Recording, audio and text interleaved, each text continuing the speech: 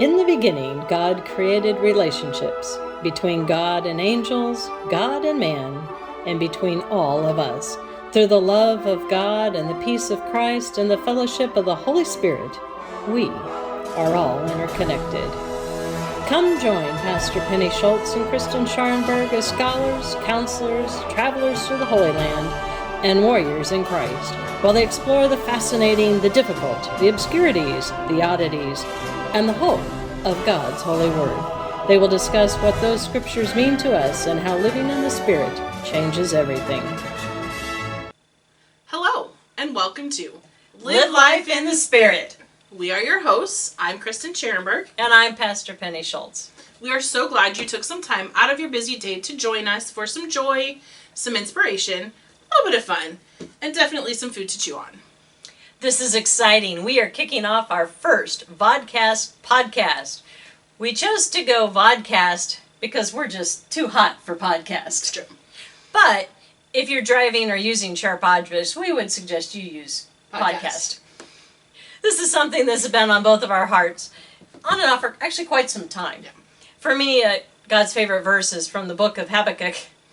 Who even knew that was a book of the Bible? Maybe I did once.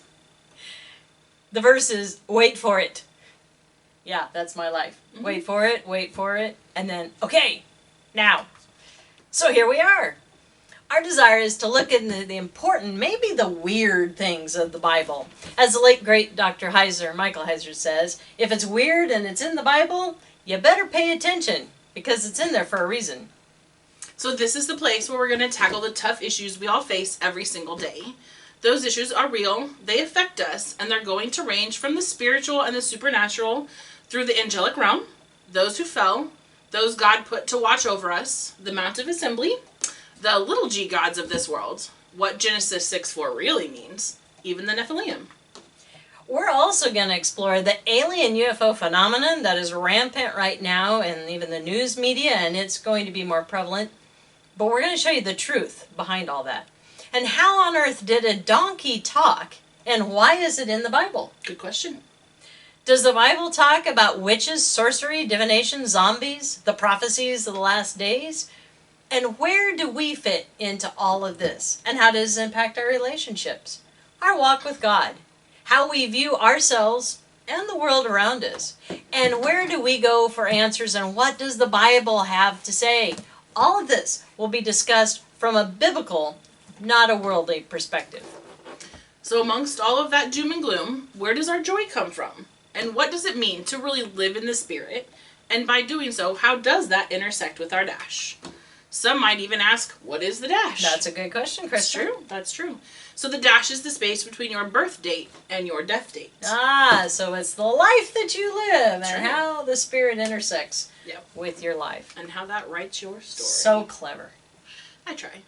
Now, for those tuning in for the first time, or since this is our first time, we're going to start off each show with some meat and potatoes, the facts, the issues, or question that we're going to face and dig into for that episode. So then towards the middle, we'll take some time for a little joy and a little laughter, because you have to do that, and we kind of like that. Oh yeah, that's my favorite part. So then after that, we will move into our last segment and tackle, What do you do with that? So that's where we're going to talk about why you should care about the topic, how it applies to your life, and what you can take from our show to help you out in the world we live in. But before we dive in, well, let's take a moment to introduce ourselves. So who is Kristen? She has been actively involved full-time in the health and human services field for over 15 years. She's worked with people in recovery from mental health and substance use disorders. She is a mom of 2 energetic, adorable adoptive boys in middle school. She's my wonderful friend, is full of heart, joy, tried and tested faith, and who is in constant search for the truth. Her life's ambition has always been to help others and to be a beacon of light for all who are searching in the dark. So who is Penny? She started out in the medical field in radiology and mammography. During that time, she started Revelation Ministries, a music ministry, and she recorded her first CD called In His Time. It's really good. Over the last 14 years, she became a pastor, and she shepherded several congregations. She's a mom to 3 beautiful young women, the last of which graduated high school this past Saturday. She's also a wife to one patient, tolerant, and lucky man. To me, she's a minister, a mentor. She's my dear friend, and a true fisher of men. Penny's passion is to help all find the light of truth in this dark world. Her aim is to reflect God's light into the broken vessels and the cracked pots of this world, including herself. And there's some pretty big cracks. Well, we have done some pretty amazing things and walked to some exciting places. And all while wearing these shirts. That's right. This is God is still writing your story. Stop trying to steal the pen. So now we are going to dive into the meat and potatoes portion. This is where we're going to really dig into this quote and talk about it. The facts, the resources, the Apostle Paul talks about moving from milk to solid food. I want to go and take the people from formula to Texas Roadhouse sirloin. That's a Nebraska quote for you. That's right. You only know that if it's in the Midwest. We're talking steak. So hence why I like to carry a steak knife. I want to dig in and really have to chew on what God is teaching me at the moment. How does it fit into my story, and how can I take it from the scriptures to my life? So my question is, what is your story? You've gotten to meet us, and we would love to meet you. So all you can do that very easily if you jump onto our blog site, livelifeinthespirit.com. There's a place there for you to like and subscribe, and you can leave comments, and we'd love to know about you. We'd love to know about your story. There's also a page on there for prayer requests. If there's something that you would like for us to pray for, we would love to have that opportunity to do that. Most definitely. You know, did you realize that the Bible is actually full of nothing but stories of both men and women? And not just how it impacted their own lives, but it connected them with others from the beginning to the end of all time and space and across all millenniums to come. It's really amazing to think about. It is. It's so exciting. God is still writing your story, so stop trying to steal the pen. It is so true. Because that is really a hard thing to keep from doing. Yeah, it is. It's kind of a control thing, isn't it? Well, if we look in the Bible, you can start from the very beginning. Look at Adam and Eve. God could have stopped right there after they messed that up, but he didn't. He still kept writing. And it moves up through Noah, and oh my gosh, the fallen realm, and we're going to get into that a lot more next week. But what happened there and what caused the flood, the real cause.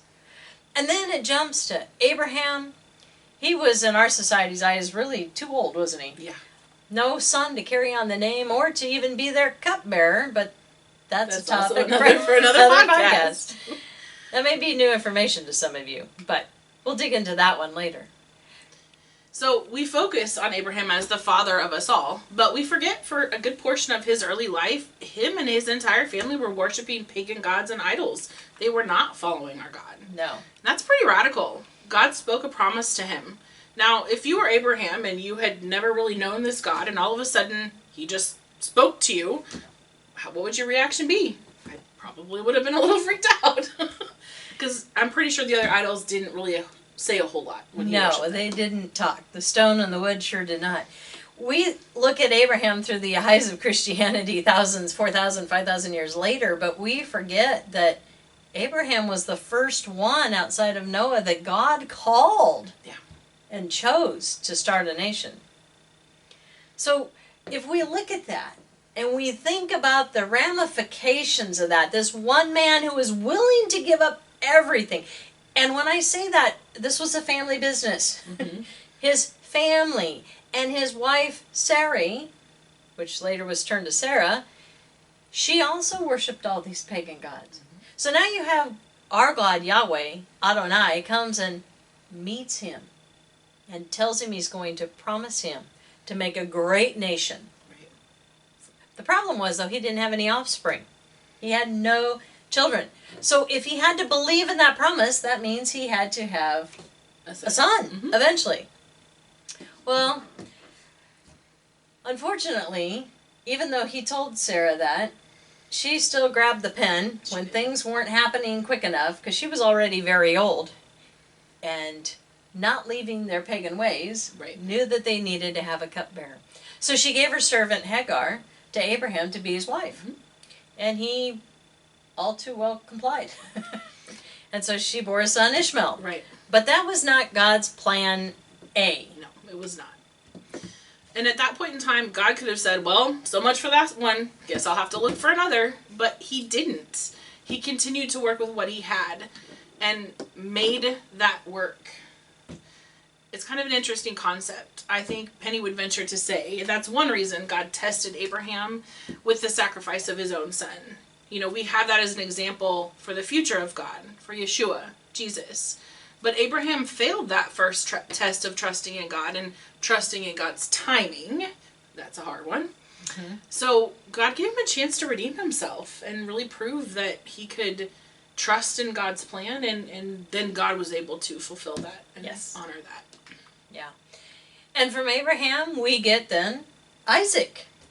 And Isaac had Jacob and Esau. But Jacob, who definitely did not follow God's plan, but he grabbed that pen from the beginning and he began writing his own story. Right. And Jacob even wrestled with God himself, and one would argue he wrestled for control of the pen.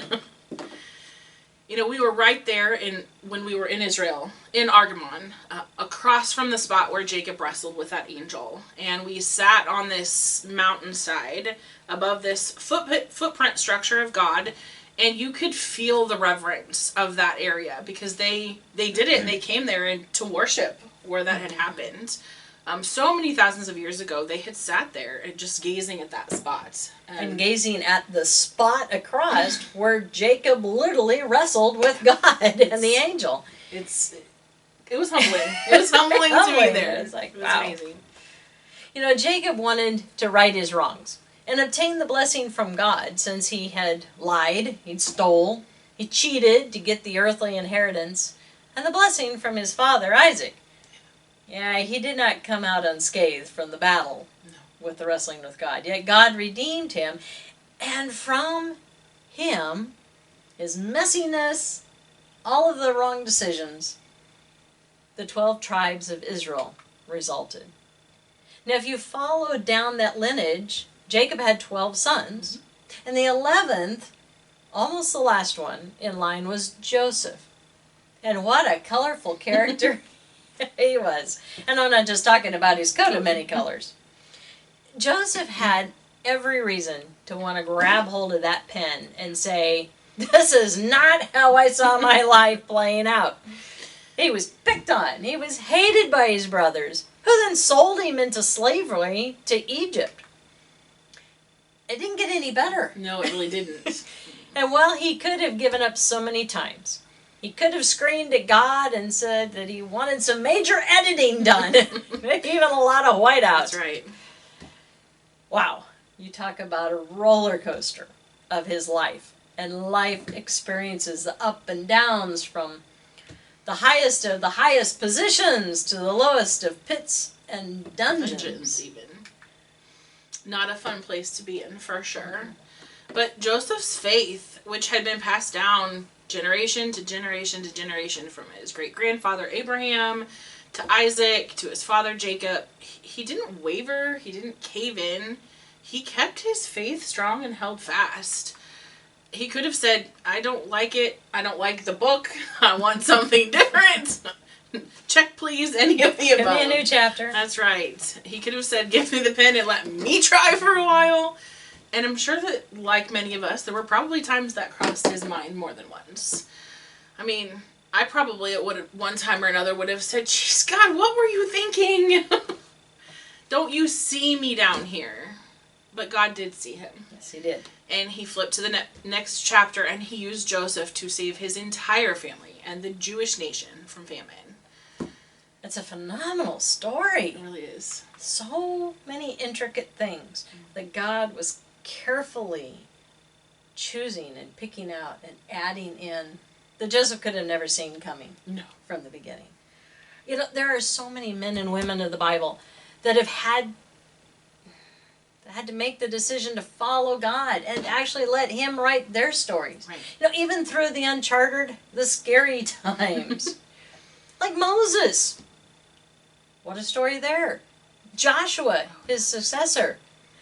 Gideon, a little scaredy cat who was a farmer that an angel showed up and called him a mighty warrior and sent him off to do unbelievable things. And he became a judge. Right. What a book he had to write. Right. And Daniel. Man, Daniel, love him. Shadrach, Meshach, and Abednego. The three who were thrown in the fiery furnace because they let God continue to write their story. And the Word showed up with them. That's right. In the middle of that fire. I love their story I do too. because it shows that God was literally walking in the fire with them. They always say you're either going into the fire, or coming out of the fire. And no matter where you are in the fire. That's right. Jesus was literally there with them every step of the way. And of course then we have Saul and David, who went from a little shepherd boy to a mighty king. And he was the only one called the man after God's own heart. Right. Even with all his mess ups. Not a list of perfect names by any stretch. No. But God used them to do incredible things. And there were many women as well. You know, like even Rahab, who was a prostitute, who was a pagan Gentile in the city of Jericho. But because of her, when the spies came in, she saved them, and in turn they saved her, and one of those spies married her. And that's huge, because another lady down the way is Ruth. Well, Rahab became Boaz's mother, and Ruth, who is the daughter-in-law of Naomi, when she comes back, ends up gleaning the field and is a kinsman of Boaz, who becomes her kinsman redeemer, the Goel. And that story, while it is buried in the Old Testament, brings it all the way up to Christ, who is our Goel, which shows up again in Revelation chapter 5. The thread throughout that you pull, it continues to go through the whole Bible. You can't just read one story. No, they're all and connected. get the whole picture. Yeah, all connected. You know, the stories of men and women throughout all the scriptures, both in the Old Testament and the New Testament, we said, are wonderful examples, because we have examples of those who tried to grab hold of the pen and do it on their own, go their own way, and faulty thinking, and then those who were obedient. They were patient, and they allowed God to be the author of their life stories. You know, most know the story of Samson, the man who had the strength, the supernatural strength, and it was all in his hair, but it really wasn't his hair so much. I mean, it was, but that was the gift from God. It was really God who gave him the strength. But even then, even though he had been told all this long laundry list of things he was not supposed to do, he was kind of an ornery kid. He was terrible. He did everything he wasn't supposed to do, and he flaunted it in his parents' face. And they tried so hard to raise him up to be a good young boy and young man, and it was far from that. Right.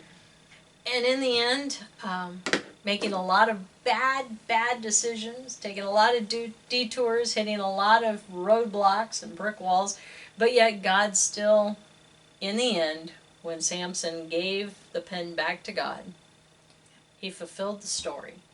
He redeemed Samson. Samson didn't have necessarily such a good ending, but he did fulfill what he was supposed to do. So from Genesis to Revelation, God has penned the Word, His Son, Jesus Christ, and the saving grace of salvation.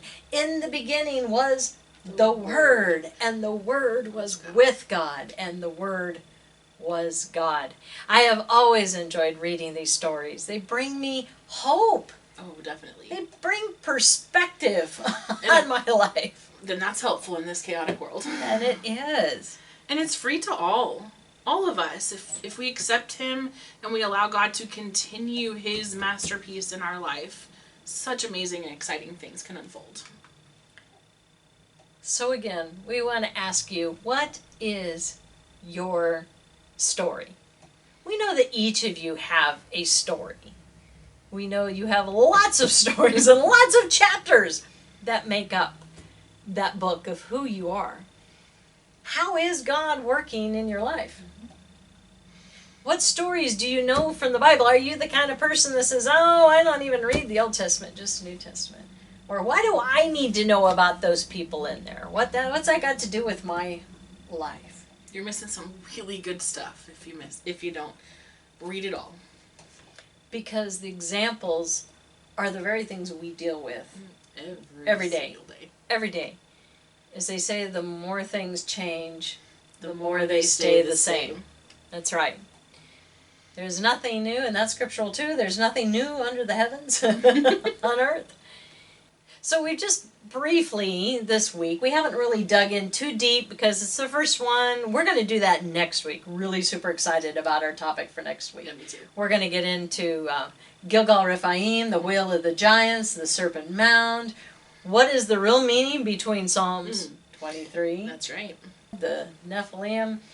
We're going to have the Rephaim. We're going to have a lot of fun next week. And it may be for the next couple of weeks. There's a lot of information to unpack. There is. But these stories are in the Bible. They are. And so what we're going to do now is we're going to take just a little bit of a break for some joy and laughter. And then when we come back, we're going to get into the what do you do with that portion. Mm-hmm. We're going to dig in a little deeper to what we just talked about. God is still writing your story. Quit stealing the pen. So now it's time for Joy Break.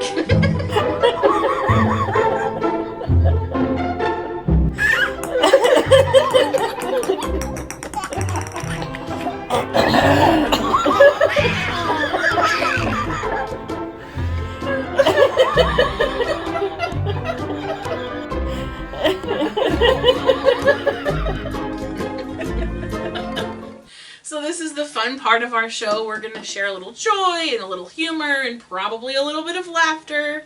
It's one of our favorite side effects of joy, and it really heals the soul. Well, we were nicknamed the two laughing sisters on our trip to Israel. We were. I think we probably laughed enough to be much smaller than I am today. Which is true. And that leads me right into this little book here. So this Joy Breaks that we have, it's a Women of Faith book. And this little section here I thought was really cool. So this is a little joy boost, A Mouthful of Laughter by Barbara Johnson. So did you know that one laugh burns 6 calories? Laughing is jogging for your insides. Well, if I laugh a lot, then I don't have to jog for my outsides. Is that how that works? You know what? I also know that if you kiss for 2 minutes, you burn 3 calories. I told you her husband was a lucky, lucky man. That's why I do a lot of running. Oh, that's funny. Okay, so it increases heart rate and circulation. The same could be said for... I don't know if we can do this. It stimulates...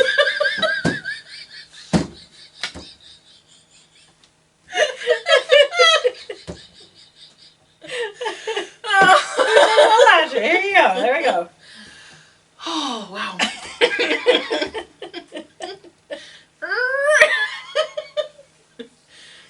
Biblical perspective, it's all right in there. Read the Song of Songs.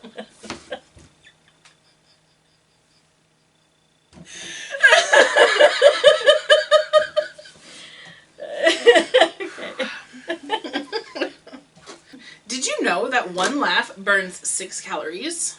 Laughing is jogging for your insides. It increases heart rate and circulation, and stimulates the immune system, and improves the muscle tone of the abdomen. We were laughing until we were crying and hurting, so I can understand that. We've done that lots of times where we can feel the burn in our abdomen. That's right. From laughter. That's a good workout right there. Well, did you know that laughing also... I do know that laughter is good for you. That's what I've been reading about. Haven't you been paying attention? Did you know that kissing also burns 2 to 3 calories every 2 to 3 minutes? It must not be doing very vigorous kissing if it takes 2 to 3 minutes to burn 2 to 3 calories.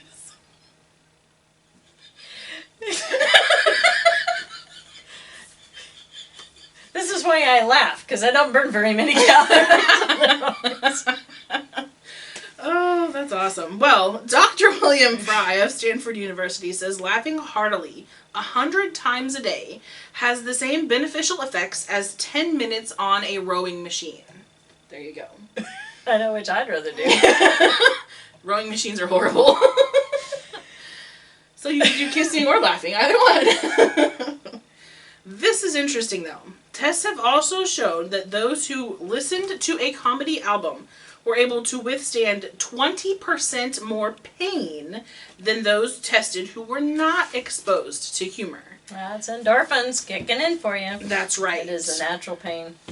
So that's what we need to do in hospitals when people are in pain. That's Make right. them laugh. Make them laugh. That could be a new ministry. There you go. The Laughing Sisters. Ministry. I like it. That's good. The Laughing Sisters. There might be something to that. Well, we hope we gave you just a little bit of joy today from that. That's right. And now we're going to get into What do you do with that?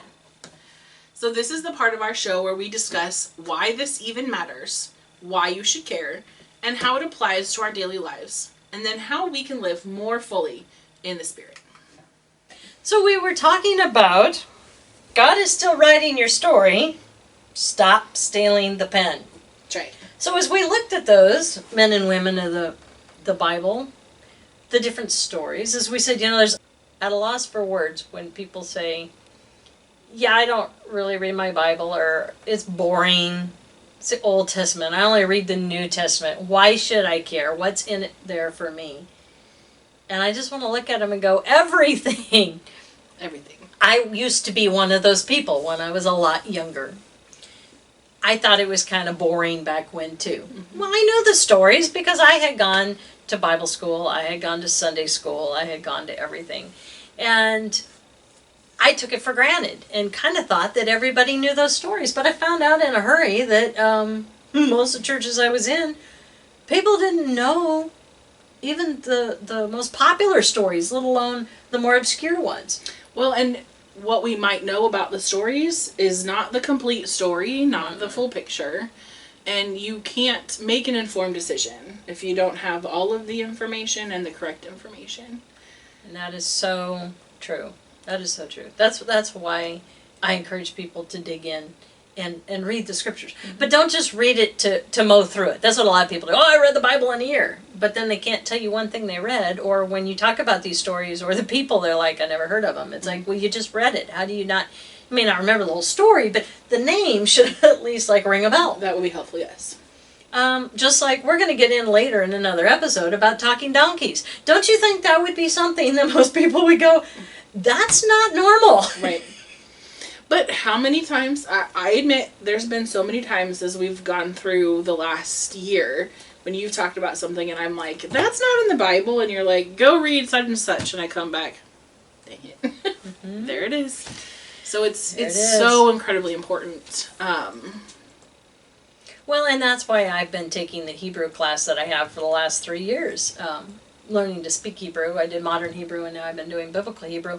But it is just so amazing how, when you're breaking it down word by word, mm-hmm. verse by verse, it takes on a whole different meaning. And especially because in some of the translations, we miss a little bit. Does it change the overarching story? No. But it does make a big difference sometimes in how you view that story, mm-hmm. or the depth and the richness of that. I have been in 1 Samuel for a year and a half, and we started with verse 16, I think, with David, and I'm just now, in chapter 16, and we're just now starting chapter 23. Mm-hmm. You don't blow through it. It's right. It takes time, but when you do that, and you see, like I said, that richer thing, that relationship between David and Jonathan, mm-hmm. It's huge. So different. And the different aspects of Saul, you get to really start looking at, where he really came from and what he was subjected to before, and did he ever really believe in God? And then that's where we get into witches, and we get into sorcery, and we get into divination, and we get into a lot of these different things that people just lose. Mm-hmm. And so the great part as you're going through and doing all of that, and why we encourage that, is because that tells us, it's our examples of what we need to do in our own life, and it reminds us that even if we've taken the pen and we've tried to write our own story, it's not too late. Like, God can turn it around every moment of every day at any point in your story and in your life. And so, I know I had taken the pen and I was trying to write my own story. It wasn't going well. And giving the pen back, being obedient and listening for his call and his will. Sure, that's not easy by any stretch, but I can tell you it's way easier than what I was doing before. Way easier. And I think for me, it wasn't so much I was trying to finish the story. It wasn't that I was trying to counter God's direction for my life. I just wanted to get there so much faster. It's like, okay, if that's what you want me to do, then I'm just going to cut to the chase, and we'll just cut out this whole middle part. The wait for it section? Yeah. Wait for it. Who knew? Did you say that was your favorite? Oh, no, wait. Just that it was God's favorite. Yeah. My whole life, it's been everything. He shows me a little bit, and then it's the wait for it, wait for it, wait for it. Maybe that's you. Maybe you're out there listening right now, and you're going, oh, I can so relate. Either to Kristen's story of maybe taking a few detours, hitting a few dead ends or roadblocks, and then finally going, okay, I'll give you the pen back.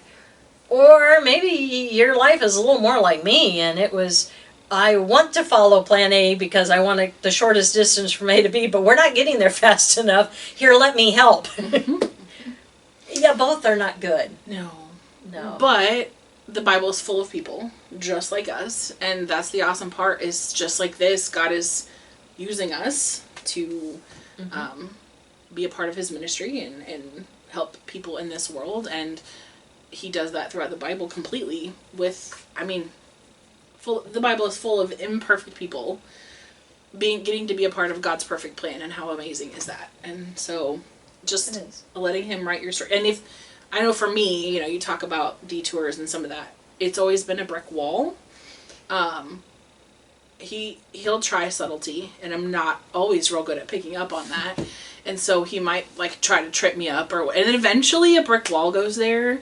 And if I hit it enough times, then I know I need to turn around and go the other way. So, if you find yourself, Those little smash. Yeah, a little bit. Yeah, it's growing back now.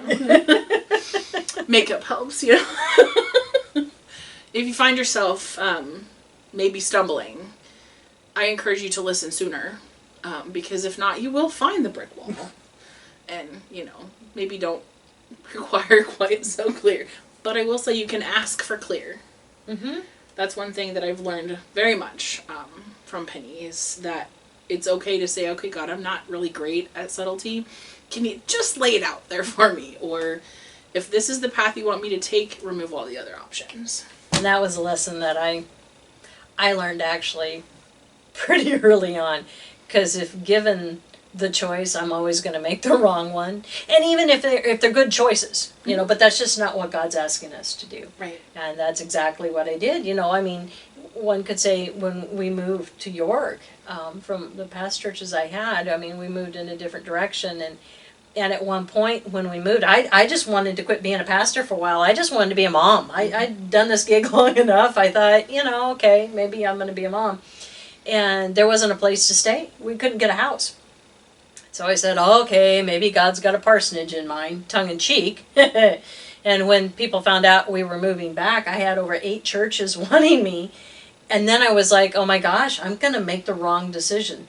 So I know my prayer for a long time was, okay, God, here's the pen. And erase all the ones that you don't want me to go. And it was interesting how immediately they started falling off one by one. And I was left with the one that they put me on the doorpost, and the only one who had a parsonage. And so, yeah. If you let him, yeah. And he continued to write the story, and then from there, that's how I landed here in Aurora. So with 2 wonderful congregations, and that's how we met.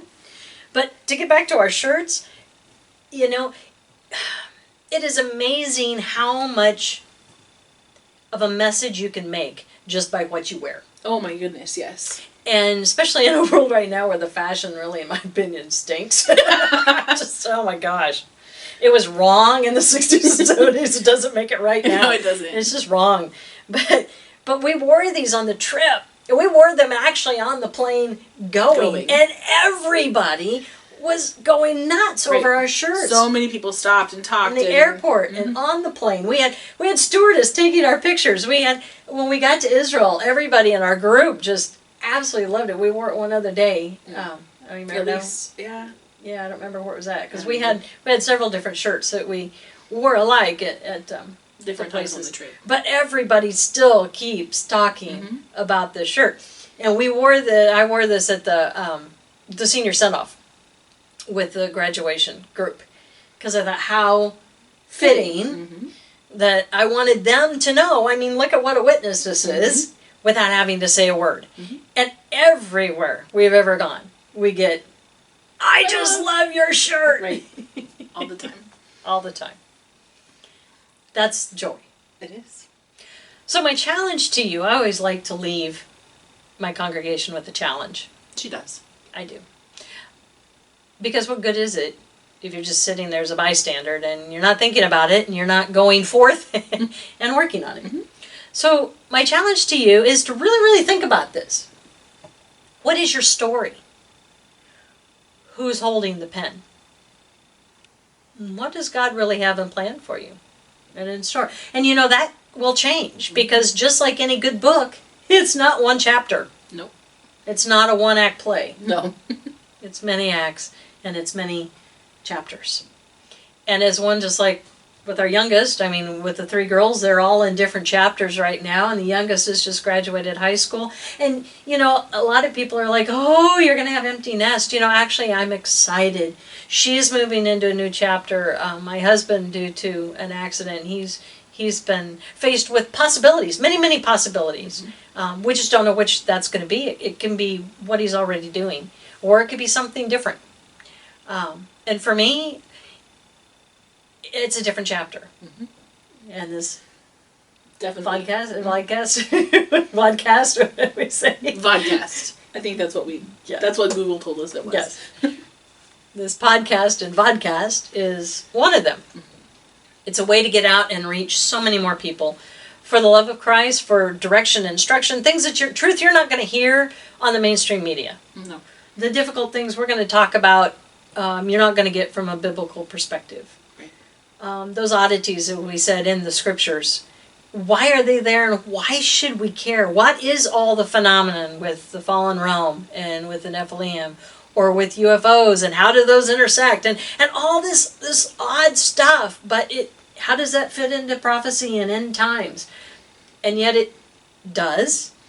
And it certainly impacts our day-to-day life now, and it impacts, for me, why it was so important to make sure I wasn't holding the pen, because I wouldn't be sitting here today talking to you lovely people, and my life would look a lot different, for sure. Well, and it gives you the hope, because if you're wondering, how does this all fit? It's real easy to be overcome with fear and lies, and what do you do with that? But when you read the scriptures, we're pretty much kind of told what's coming up and what the truth is. And when you know the truth, you can't unknow it. You can't unknow it. And the truth will set you free. And you know, the truth is not the only thing that's free. That's true. The Word is free. And who is the Word? It's Christ. In the beginning was the Word, and the Word was with God, and the Word was God. And because of the Word, and because of the link to Abraham, and his willingness to sacrifice Isaac, even though he didn't have to, he was put to the test and still was obedient and did that. God stopped him. But God did not stop with the sacrifice of his own son. And that sacrifice was willingly made for you and I. If you have not accepted Christ as your Lord and Savior, I would highly encourage you to not just blindly do it, but read the scriptures. Read the Gospel of John. Read from Hebrews. Read from Romans. Read from 1 John. discover who Jesus is, because it's all about a relationship. Oh, it is, absolutely. And that's where the joy comes from. That's where the hope comes from. And we hope that this has given you a little inspiration for your week. We want to thank you for listening in today. Check out our blog site at livelifeinthespirit.com. Be sure to like and subscribe for all of our up-to-date posts. You can follow us on Facebook, Live Life in the Spirit, YouTube, Live Life in the Spirit. That's where our vodcasts will be posted. And then all of our podcasts will go out to a plethora of the different streaming sites. We have Google Podcasts, Apple Podcasts, Spotify, Amazon Music, Rumble, and several others. So look for us, Live Life in the Spirit, and you'll find us. And also, if you would like to watch any of my inspirational messages, along with my Magic to the Gospels, it's a great way that I can illustrate gospel message to the children during children's time. You can check me out at YouTube on my channel, Penny Schulz, without the T. That's right. Thank you so much for joining us today. We hope you enjoyed our first Vodcast podcast. Yes. May you have a blessed week, and quit stealing the pen. I like that. That was good.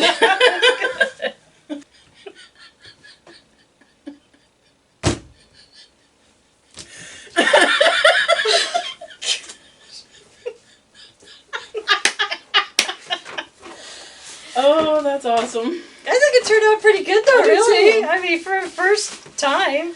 Yeah, we didn't have too many, like, you know. I got a bunch of editing. But but we had stuff. It wasn't like we just sat there for the joy. I don't know what to say. I know. You're supposed to be too. You're kind of like, I got nothing. No, I was... About time. Oh, wow. The energy was better today. Oh, you think? I do. I hope we have enough.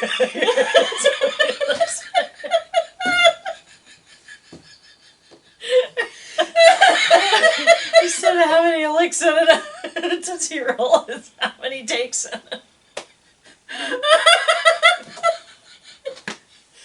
Oh, gosh. I was doing fine on the joy, and then he said that. I'm like, this is not going well. Heart rate, circulation, stimulation. Oh, I'm done. Hopefully there's some of it that's appropriate enough to use.